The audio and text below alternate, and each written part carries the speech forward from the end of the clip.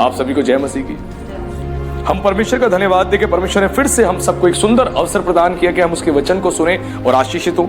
तो आज का प्रचार जो है आपके स्पिरिचुअल लाइफ में एक टर्निंग पॉइंट लेके आएगा, आपकी स्पिरिचुअल लाइफ में एक टर्निंग पॉइंट लेके आएगा और आप परमेश्वर के प्रेम को और परमेश्वर के ज्ञान को प्राप्त करेंगे, अर्जित करेंगे और आपकी बुद्धि, आपका ज्ञान पूरी तौर से बदल जाएगा, नया हो जाएगा। क्योंकि जब परमेश्वर के वचन को आप सुनते हैं तो परमेश्वर का वचन हर एक को आशीष देता है, ब्लेस्ड करता है। तो आज के प्रचार का हम जो आधार बनाएंगे वो एक वचन से बनाएंगे। उसके लिए खोलेंगे बुक ऑफ मैथ्यू अध्याय 19, उसके पद हम लोग पढ़ेंगे 23 को। मत्ती रचित सुसमाचार अध्याय 19 उसके पद 23 को पढ़े, क्या लिखा है। तब यीशु ने अपने चेलों से कहा, मैं तुमसे सच कहता हूं कि धनवान का स्वर्ग के राज्य में प्रवेश करना कठिन है। हालेलुया। हालेलुया। अब जो प्रभु ने ये वाली बात बोली, ये वाली बात सुन के चेले आश्चर्यचकित हो गए थे, पूरी तौर से आश्चर्यचकित हो गए थे। यहां पे प्रभु ने कहा, तब यीशु ने अपने चेलों से कहा, मैं तुमसे सच कहता हूं कि धनवान का स्वर्ग के राज्य में प्रवेश करना कठिन है। धनवान का स्वर्ग के राज्य में प्रवेश करना कठिन है, कठिन है, ये बात प्रभु ने कही। तो क्या धनी होना गलत है? अगर आप धनवान हो जाओगे तो स्वर्ग के राज्य में प्रवेश नहीं कर पाओगे। एक ये जो विचारधारा है मसीहों में, कहीं ना कहीं उनको पूरी तौर से उनको डिस्ट्रैक्ट करती है या उनको भरमा देती है। क्योंकि इस वचन को समझने के लिए हमें इस चैप्टर को अच्छे से समझना पड़ेगा। यहां पर क्या बात करी गई है, धनवान, आपका धनवान होने से आप ऐसा नहीं कि नरक जाएंगे, आपके धनवान होने से ऐसा नहीं कि आप स्वर्ग में प्रवेश ही नहीं करेंगे।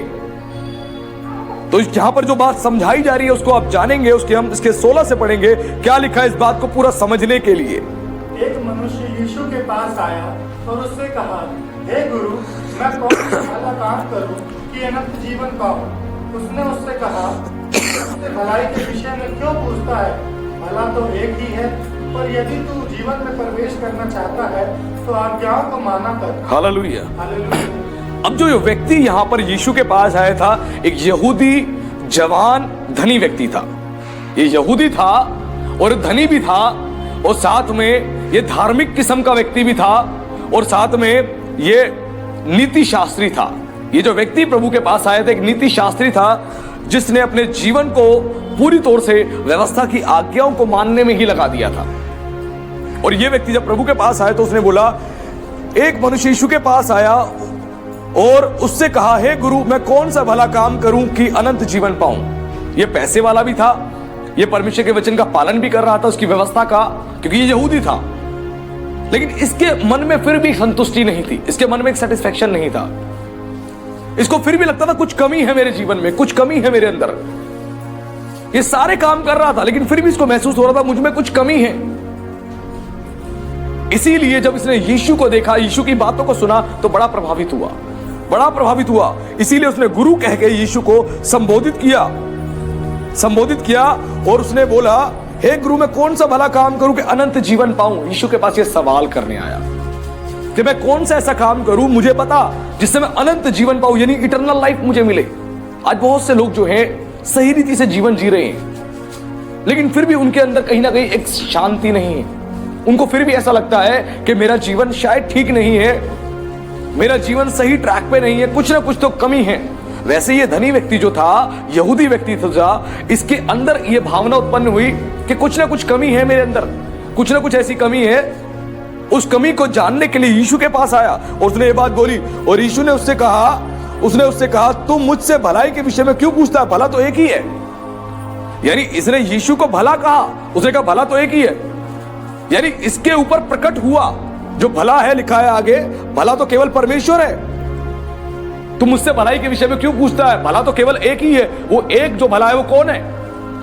वो परमेश्वर है। यानी इसके ऊपर लहू और मांस के द्वारा प्रकट नहीं हुआ कि यीशु ही परमेश्वर है। लहू और मांस के द्वारा प्रकट नहीं हुआ।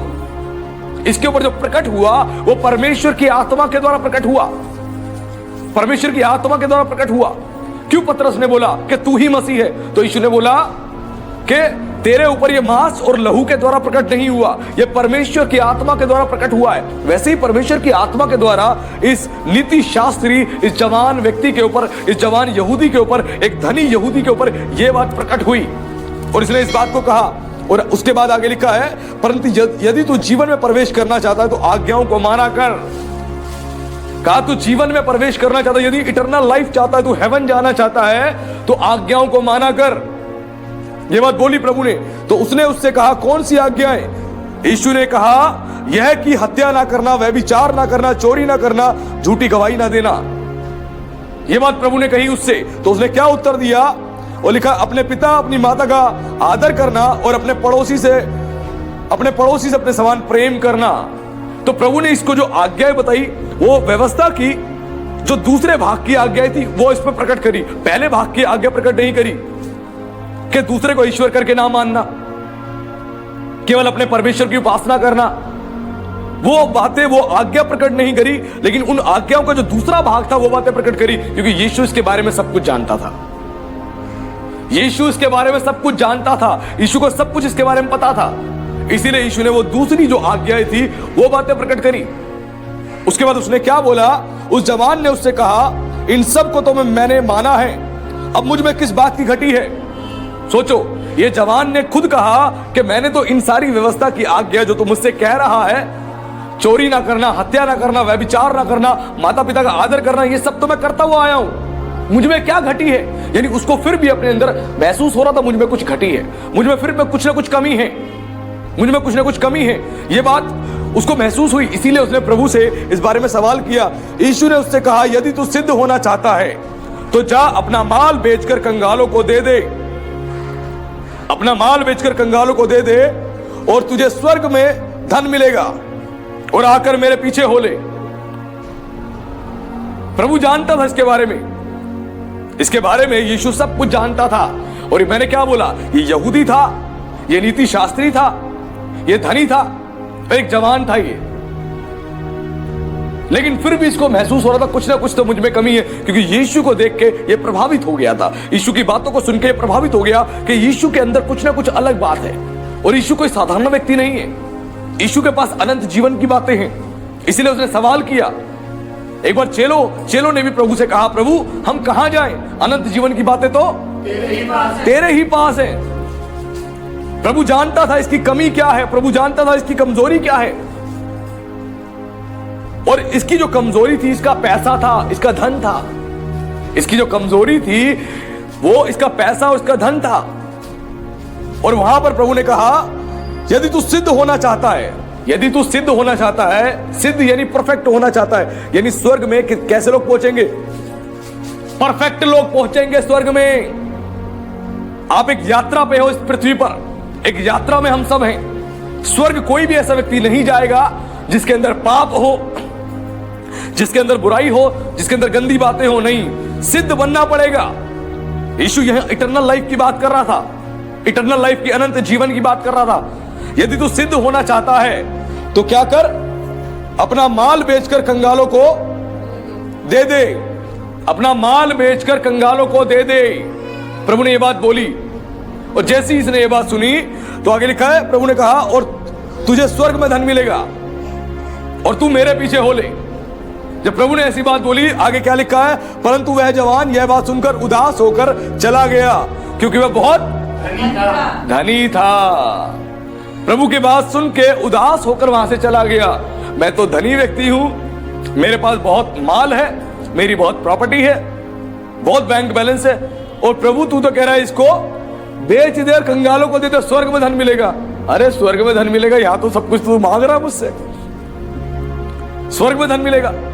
सब कुछ बेच देना ही ठीक नहीं है कि सब कुछ बेच के कंगालों को दान कर दे। ऐसा हमें आज के समय में करने की आवश्यकता नहीं है, ऐसा करने। लेकिन क्या आवश्यकता है कि यीशु के पीछे होने की हमें आवश्यकता है, हमें यीशु के पीछे होने की आवश्यकता है। और यह बात यहां बताई गई है, क्योंकि वचन में लिखा है, तुम धन और परमेश्वर दोनों की सेवा नहीं कर सकते।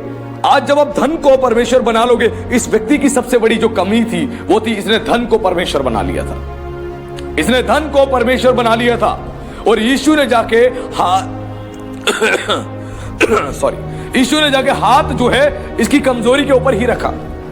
यानी जो जीवन में आपके बाधा है, जो आपके जीवन में बाधा है, उन्हीं बाधाओं पे यीशु जाके हाथ रखेगा, उन्हीं बाधाओं पे हाथ रखेगा जो आपके सिद्ध होने में रुकावट का कारण होंगी, जो रुकावट का कारण होंगी, चाहे वो आपकी जॉब हो, आपका बिजनेस हो, आपकी फैमिली हो, या कोई भी हो, जो रुकावट का कारण होंगी, यीशु वहीं पे हाथ रखेगा और कहेगा इसको छोड़ दे।